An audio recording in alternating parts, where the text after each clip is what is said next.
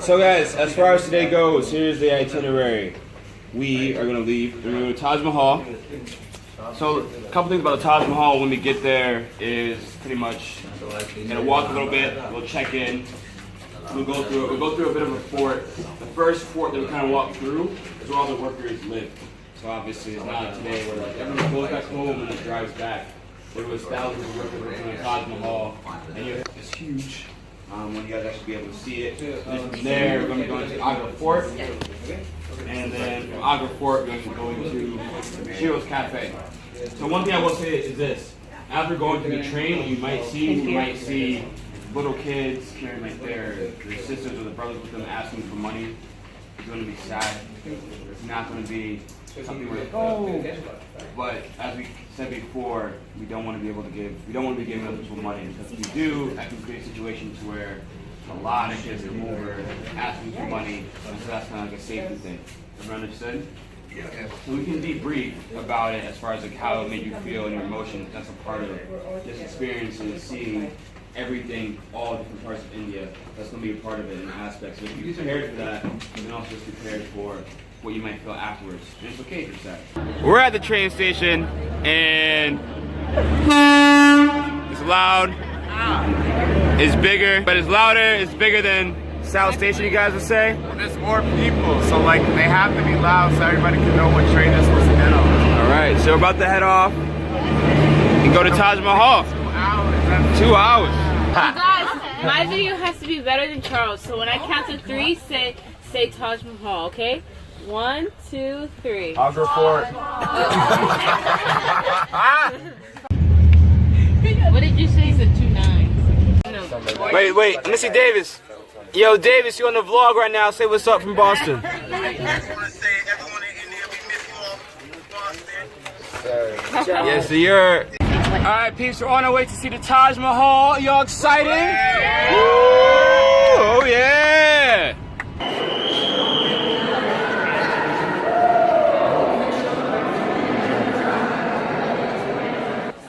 Old wonders of the world right there.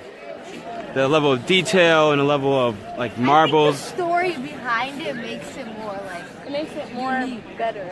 Yeah. Right, rather than just being like a random building. Like they just built it because they wanted to, like the story behind it.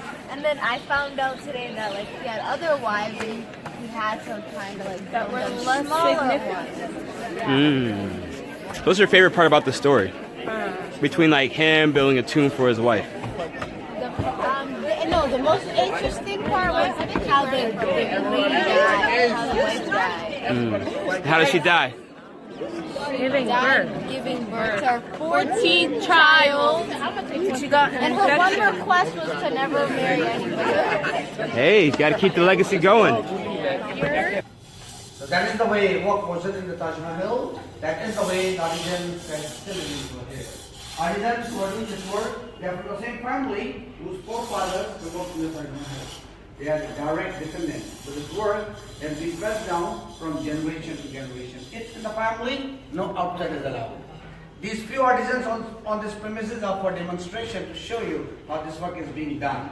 Other artisans, they all work in their houses as a cottage industry.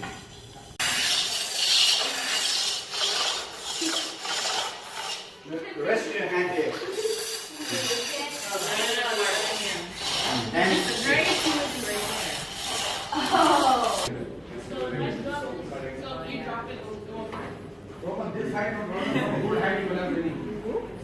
We just pulled up to Shiro's Cafe after checking out the marble spot. So Shiro's Cafe is special because acid attack victims run the whole cafe. So it's a way for them to really be able to reintegrate back into society. And so this group has definitely learned a whole ton about this cafe and this shop. Them start this entire organization. They kind of like help get all the data from like the different states as to how many people have these attacks been held on, and what has been the effects or like issues post that, because nobody had any information or data and stats about what this was. So post that, they started this entire community where they actually help anyone who comes for help. So any survivor who's been through this and who wants to, like, you know, kind of start getting a life, go out and do things, can come and stay in the Shiro's home. So other than the Shiro's Cafe, they have a Shiro's home which is in Lucknow, Delhi and Agra. And so these women can come and stay with their children and family if they want at this place. And they have a separate salary that's been given to them, and they have a platform to like get creative and express whatever form. The best thing for them is being recognized and having some kind of a support from the government's end. So if there's a survivor and they take up the cause to the government and they win, like, yeah, they do go through it, then they get like a stipulated amount from the government, and after a couple more days they get a little more funds from the government. Flash recap. So we just came back from Shiro's. What was your experience there, and what did you get out of it?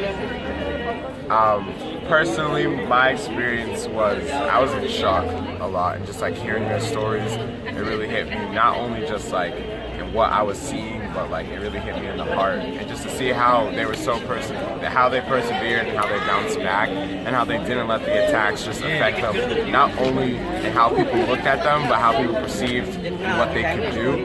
And it gave me a lot of hope, and just to, you know, prove people wrong, and to really show what I can do, and let myself show the world that, you know, I am who I am. You know, so you got a little something while you're there too. Would you end up when you're done buying from the cafe? So I ended up getting a white box out of the same. I don't have it on me, but a white box that was made out of the same minerals that Taj Mahal was made out of, and a small turtle made out of some onyx. I'm gonna give that to some family members, my little sister. And it wasn't for, I didn't have enough money for a t-shirt, but it wasn't for just the knacks that I got. It was to really give back in any way that I could, and hopefully when I get back to the US, I can push Shiro's out to them a little bit more. So we're outside of Agra Fort right now, waiting for some tickets to get in. It's huge, so we're gonna learn more about it.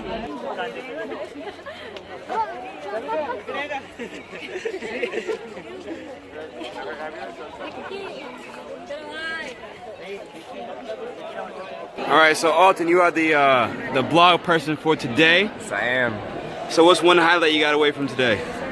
One major highlight today was seeing the Taj Mahal, and not only enjoying my time at the tomb, but learning the history about it. Okay, so what's one big thing about the history that you really liked? Well, what we've seen a lot about in the architecture of the buildings and the palaces and the tombs in India is the intricacy of the writing and the calligraphy that's on the buildings, and we learned a little bit about the science and how on the viewer's perspective, it wants to look uniform, so what seems farther away is actually written bigger than what seems closer to us. So that was pretty cool. Yeah. Show out, represent. You know, I think the group, it was a very long day. We had a very early start, but pushed through. Everybody kept the morale and the energy up. Got some great flicks, had some golden hour times. Yeah. You know, everybody was getting on my nerves today. Oh! Okay, my high was going to the shop where they made what is it called? The marbles, yeah. I think like hearing the stories and the fact that they were like descendants of the people who worked on the Taj Mahal was interesting. And then my low was, I didn't have a low. Christina, high and lows? My high was at the Taj Mahal when Delina and I pretended to be in a textbook. So we were saying, first we were at school learning, and now we're in the textbook taking a new picture.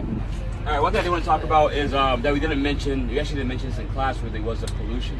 So I know today there was a lot of smog. I know someone, I think, sat inside the WhatsApp group, like the smoke conditions. And so we actually did a little bit of research and found out there's an index on how healthy things should be, and around anything over 150, that index is considered slightly unhealthy, then it goes up from there. So talking with Neha about the pollution, it stems from factories that are outside of Delhi that create, and they burn a lot of things. I know a guy mentioned as far as like when they tan leathers, that one of the outcomes of that is a chemical that mixes with the air and creates like sulfuric acid with the rain. And so that stemming on top of, also around Delhi is a bunch of farms, and so what they do is they burn the crops to kind of clear the crops out, and all that burning, that actually doubles the index. So during the time from October 1st to October 10th, they measured it, and October 1st is around 150, which still isn't great.